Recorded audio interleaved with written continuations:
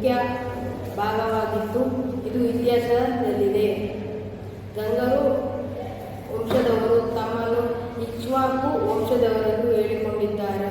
ಕುವಶೀಲ, ತಲಕಾಡು, ಮಾನ್ಯಪುರ ಈಗಿನ ಕೋಲಾರ, ಮಂಡ್ಯ, ಬೆಂಗಳೂರು ಗ್ರಾಮಾಂತರ ಜಿಲ್ಲೆಗಳಲ್ಲಿ ರಾಜ್ಯ ಮಾಡಿದ್ದಾರೆ.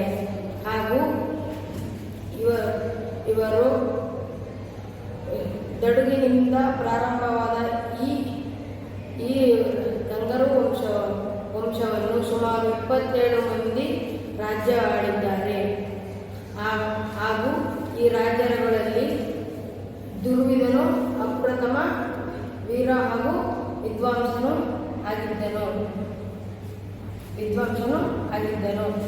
ಇವನು ತನ್ನ ರಾಜ್ಯವನ್ನು ಬಲಪಡಿಸಿಕೊಳ್ಳಲು ಹೋರಾಟವನ್ನು ಗೆದ್ದುಕೊಂಡನು. ಅನೇಕ ಕೆರೆಗಳನ್ನು ನೀರಾವರಿಗಾಗಿ ಕಟ್ಟಿಸಿದ್ದೇನೆಂದು ತಿಳಿದುಬರುತ್ತದೆ.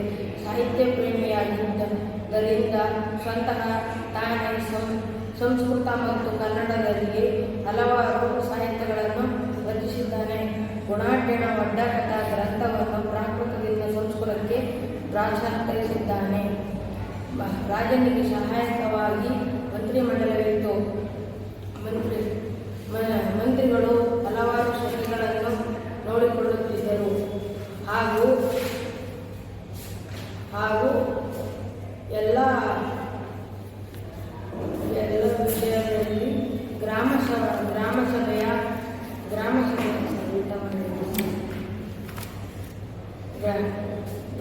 ಸಭೆಯು ಭೂಕಂದಾಯ, ತೆರಿಗೆ, ನ್ಯಾಯ, ನಿರ್ಮೂಲನೆ, ರಕ್ಷಣೆಗಳನ್ನು ಗಮನಿಸುತ್ತಿದ್ದು ವ್ಯವಸಾಯ ಮುಖ್ಯ ಸಚಿವಾಗಿತ್ತು. ಇನ್ನಿತರ ರಾಷ್ಟ್ರಗಳೊಡನೆ ವ್ಯಾಪಾರವನ್ನು ಇಟ್ಟುಕೊಂಡಿದ್ದರು. ಗಂಗರು ಕಾಲದ ಸಮಾಜದಲ್ಲಿ ಹಲವು ಪಂಗಡಗಳು, ಜಾತಿಗಳು ವಿಭಜ್ಯತೆಯನ್ನು, ಪರಸ್ಪರವನ್ನು ಪಿತೃಪ್ರಧಾನ ಅವಿಭಕ್ತ ಕುಟುಂಬ ಪದ್ಧತಿಯನ್ನು ಸಾಮಾನ್ಯವಾಗಿತ್ತು.